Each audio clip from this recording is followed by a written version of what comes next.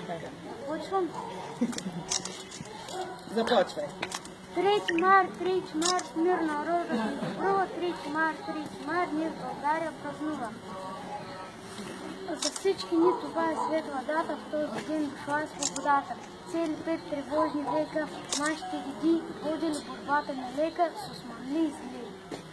Села и запустели, градища разрушени, развалини димящи и черкви осквернени, и челяди безброй, без покрив и без хляб, кои от мраз треперят и мраз от глад свирят, и тръгват по пътеки, села и Балкани, българските горди синове, Левски, Ботев, Караджата, и повеждат те народа по трънливия път на свободата. Левски верен вожд народен, смел апостол и храбрец, предан, чист и благороден, за правдив живот борец. Той с потайни помичеци, вред родината покрил, тези помичеци свети луч апостола им бил. Левски с тях се разминава, тук търговец, там овчар, тук шамай в нити става, тук скобила въглищар, с кол поглед виждал, крачил със сърце на лъв, свободата ми съзиждал, след опасностите пръв.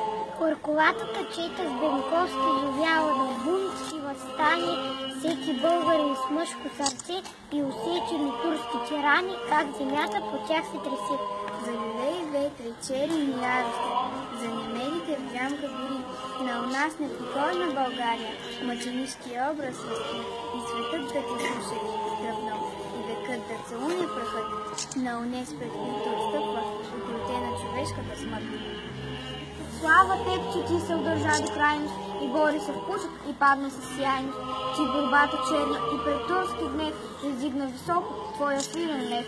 И глава не клюмна, и меча не даде, и твоята светиня срамно не предаде, и нашата свобода ти я освети, и за толкова жертви гордо отмъсти.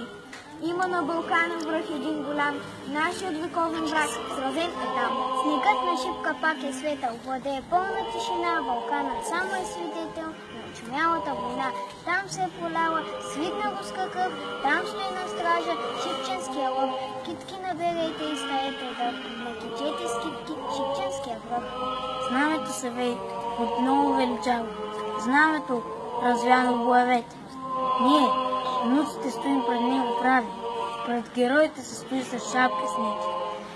Земя на битките си ти, на дневно вейнатите греви, над върховете каменливи и до сега сокол лети. Лети и търси оня по нея слънчева полянка, където храбреците спят, с крилото им направят сянка. Обичам българските думи, ще слушам по поля и думи.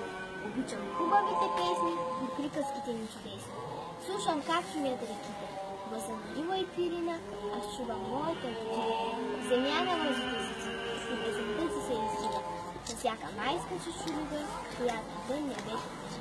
И ще ми стоплят все сърцето, до сетния ми Божи ден, земята българска небето, прегръдка майчина за мен. Родине, дай ми ти перо, или криле, или кормил, аз всичко скъпо, всичко мил ще дам за твоето добро.